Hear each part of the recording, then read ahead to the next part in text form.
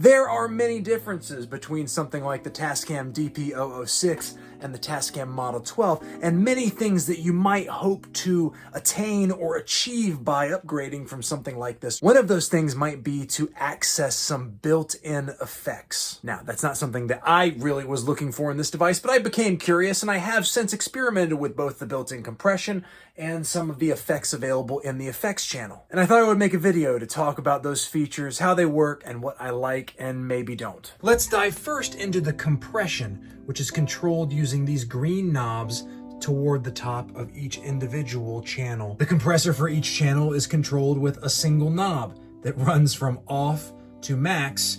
It's just labeled comp, not entirely clear what it does. But from experience, I suspect that it's adjusting the threshold level, the threshold at which the compression actually kicks in. Let me show you what I mean and how it sounds. Draped like willow branch.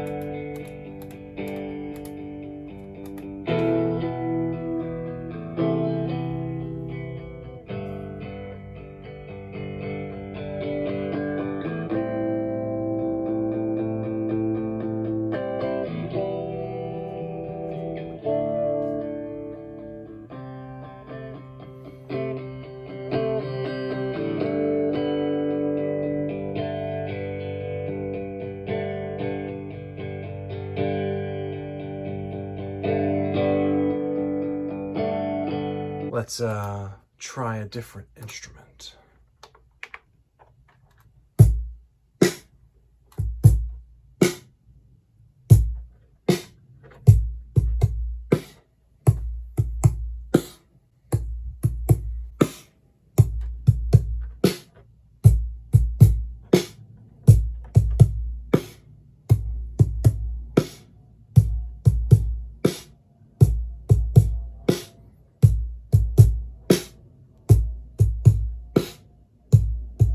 The sound of the compression should be obvious in those soloed tracks, but let's hear what it sounds like in the context of a mix.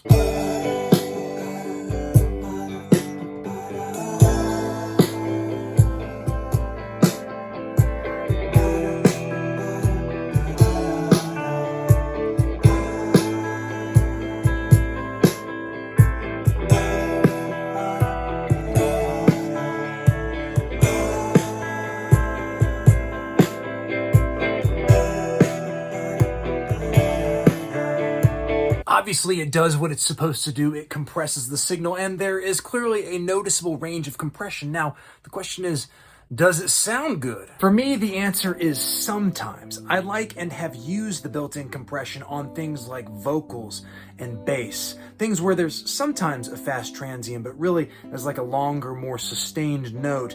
That's where it seems to sound the most natural and the most, I don't know, transparent. But as you could hear on the Cajon / Snare track, it does a lot with other sources too. It's just the sound of the effect is much more noticeable. For some of you, that may be great. It's just not something that I have used yet in my recording. Part of the dynamic here, pun intended, is that the compressor is controlled with a single knob, which means that you don't have direct access to things like attack, release, ratio. You're just turning this threshold maybe thing and letting the Model 12 do its thing. There is no one-size-fits-all compressor, so the reality is that for most of us, this built-in effect is gonna work sometimes, not always. Now, what about the other effects that live over here in the FX channel?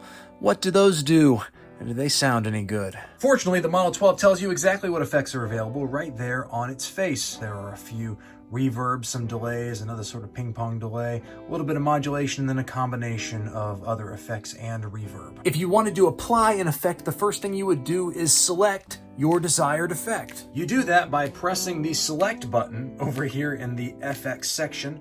When you press it, it changes the main menu. Oh, that is very hard to see. To a screen on which you can select among the available effects and then even change some of the parameters associated with those effects. I'm going to select the basic Hall 1 reverb and then press the select button so that I go back to my normal screen. I'm then going to choose which of my available sounds will receive that Hall reverb. How about we try it with the lead vocal?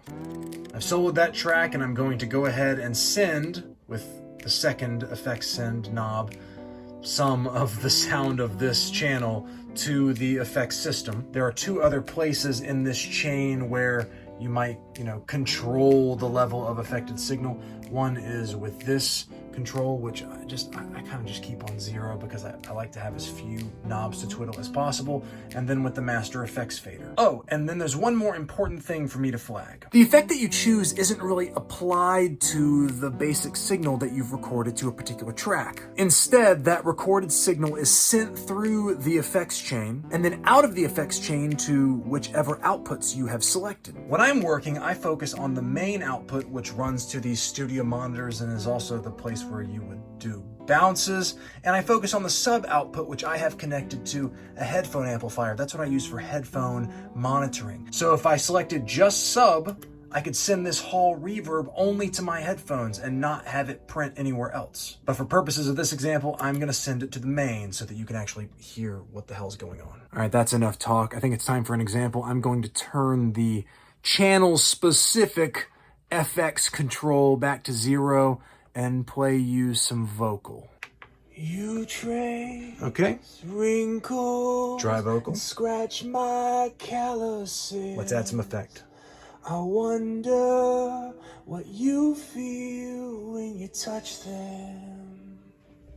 Spacey! Let's play around with some other effects and see how they sound. Wrinkles. More of that hall. scratch my Pressing select. calluses. That brings us back to the effects menu. I wonder what you feel when you touch them. A deeper hall. Let's go to, let's try plate. I'm giving you all that I have. Not bad. I'm giving you all that I have. I'm giving you all that I have. I'm giving you all that I have. I'm giving you all that I have. I'm giving you all that I have.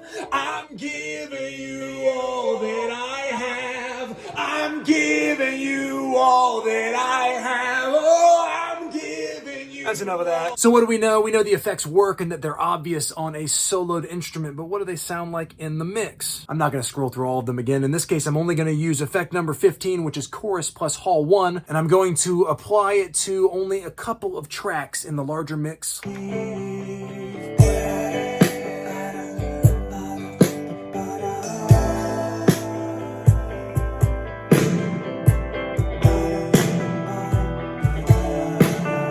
A lot of reverb on that snare. What if I add some to the old cymbal thing? What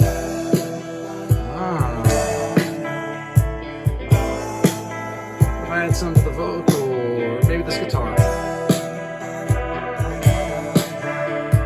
One thing that you may have noticed as I added more tracks into the effects path, it's that the sound of those sounds going through the effect becomes combined. So I had a snare and a clangy hi-hat and a guitar going into this chorusy hall thing. Sometimes it's great to apply one effect to a bunch of different tracks. It can give you a sense of cohesion. It works really well with something like a reverb if you're trying to simulate the sound of a bunch of instruments being in the same room, but a little bit does go a long way. And this is an obvious downside of the effects that you can access through this FX channel. They are only accessible one at a time at a mix-wide level. You've got individual knobs, but they're really just sending everything to this mix-wide effects system. It's different than the compression, which you can apply on a track-by-track basis. And different than what most people would do if they were mixing these same sounds using Pro Tools or Logic or another DAW. You also should be kind of careful applying these effects, or I should say, if you're not careful, you may have some unintended effects. Let me give you an example from my actual experience. When I was working on my song Sand,